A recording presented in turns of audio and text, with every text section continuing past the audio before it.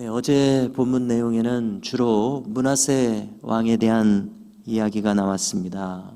그의 극한 우상 숭배에 대해서 대할 때마다 참 마음이 아픈 것을 꼭 느끼게 됩니다마는, 오늘은 그의 손자 이 요시야가 전 왕국에 걸쳐서 하나님의 법도를 회복하는 참으로 귀한 내용을 대하게 됩니다.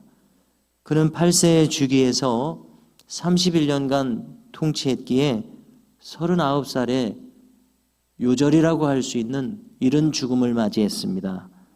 우리가 이제 성경 다음에 나오게 됩니다마는, 이것은 바벨론에 맞서서 애굽의 바로 느고가 여기 가나안 땅까지 올라와서 전쟁을 벌이려 하는 것을 막으려다가 애굽의 바로 느고에 의해서 요시야는 전사하게 됩니다. 그래서 이렇게 이른 죽음을 맞이하게 되는데요, 8세에 주기한 그에 대한 평가가 2절에서 한마디로 주어지고 있습니다. 즉 다윗의 길로 행하여 정직히 행했다는 것입니다. 자, 이것은 유다의 모든 왕들이 들을 수 있는 평가 중에 최고의 평가가 바로 이것입니다. 극찬을 들은 것입니다. 그는 주기 후에 18해 동안 잘 준비되고 잘 성장해서 26살 때에 중요한 역할을 감당하게 되는 것이 오늘 본문에 기록되어 있습니다.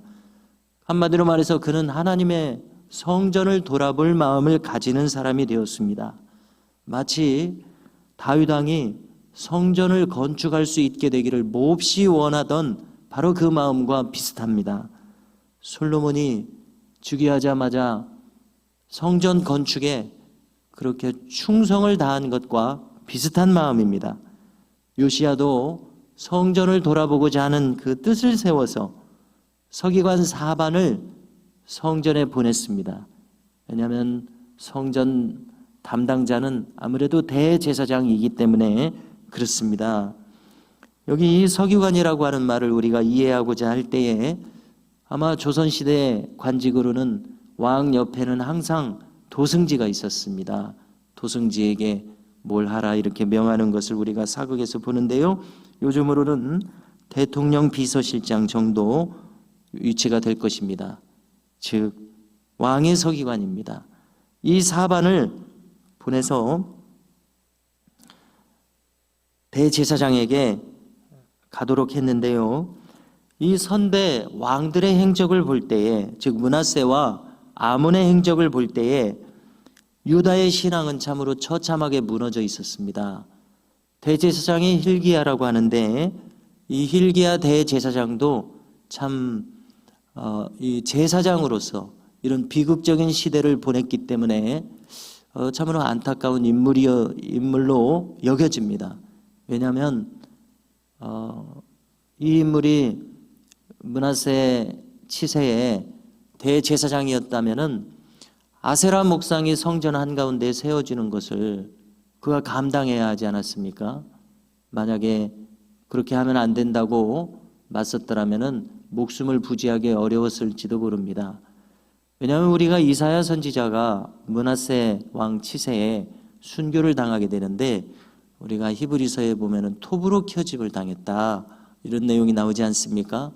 그래서 구약 전설에 따르면은 이사야 선지자가 자기 조카뻘 되는 이 므낫세 왕에 의해서 이제 그를 이런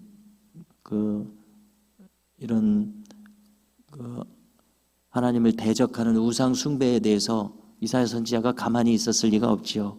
그래서 그것에 대해서 안 된다고 말했을 때에, 그를 박해했을 때, 이제 그를 피하여 달아났을 때 통나무 사이에 숨었는데 그 통나무채로 톱을 켜서 죽게 했다, 이런 전설이 전해지고 있습니다.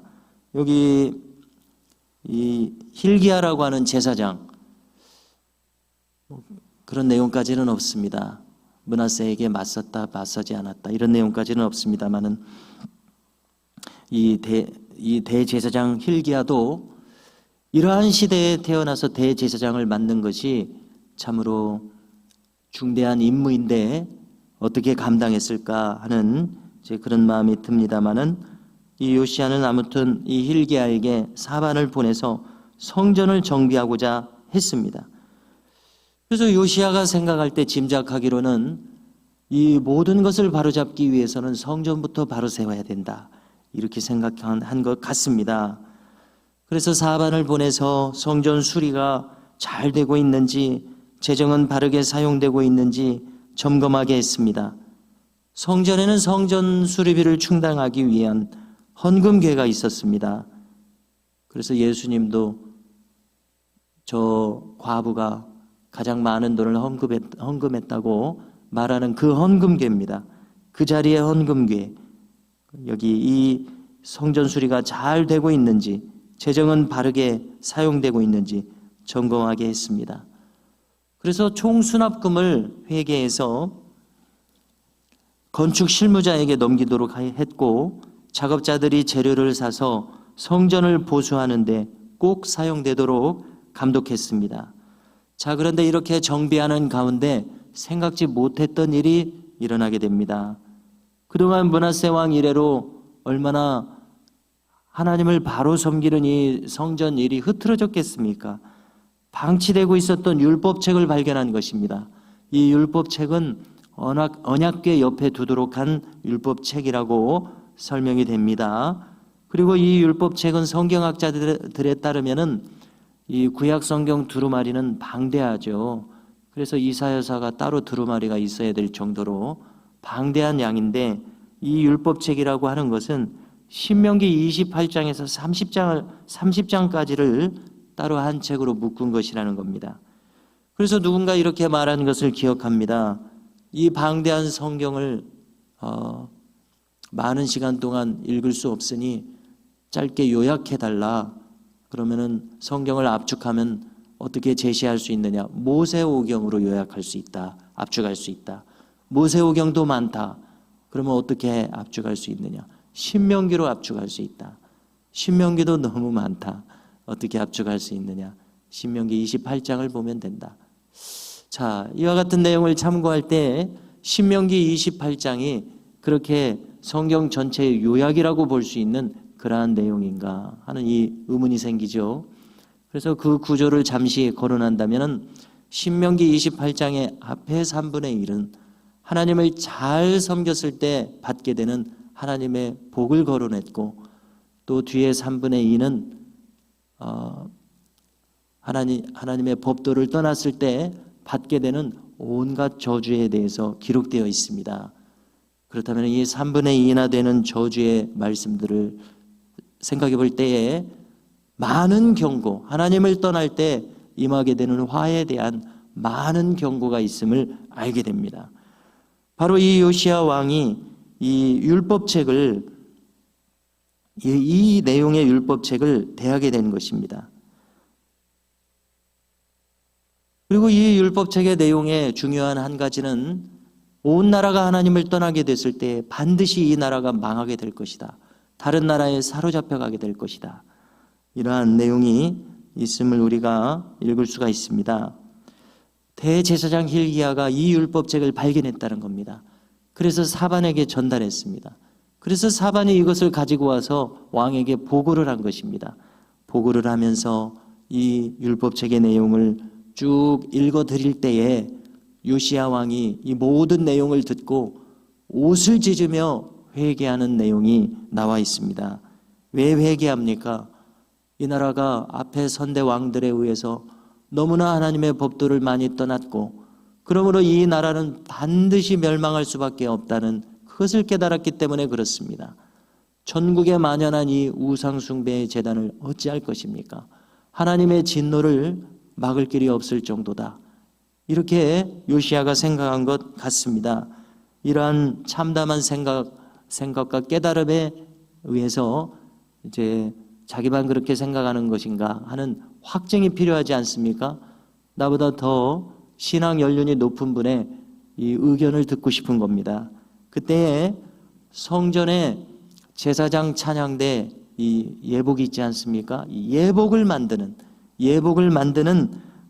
여선지 훌다라고 하는 그러한 여종에게 자문을 구했습니다. 사람을 보내어 물을 때에 우리가 이 율법책에 의하면 크게 잘못된 길을 가고 있는데 어떻게 하면 좋겠는지 묻게 됩니다. 이때 선지자가 대답하기를 16절에서 여호와의 말씀이 내가 이곳과 이 주민에게 재앙을 내리되 곧 유다 왕이 읽은 책의 모든 말대로 하리니 이는 이 백성이 나를 버리고 다른 신에게 분향하며 그들의 손의 모든 행위로 나를 경노하게 하였음이라. 그러므로 이곳을 향하여 내린 진노가 꺼지지 아니하리라 하라. 이렇게 전하게 했습니다. 그렇습니다. 요시야 왕이 받았던 충격과 똑같은 내용입니다. 그리고 덧붙여 이르기를 하나님의 말씀을 듣고 옷을 찢으며 겸비하게 된 이 왕에 대하여 하나님은 후대하시기를 원하시사 요시야 왕의 당대에는 이런 심판이 유예될 것이다. 이러한 내용을 전하게 하셨습니다. 그렇습니다.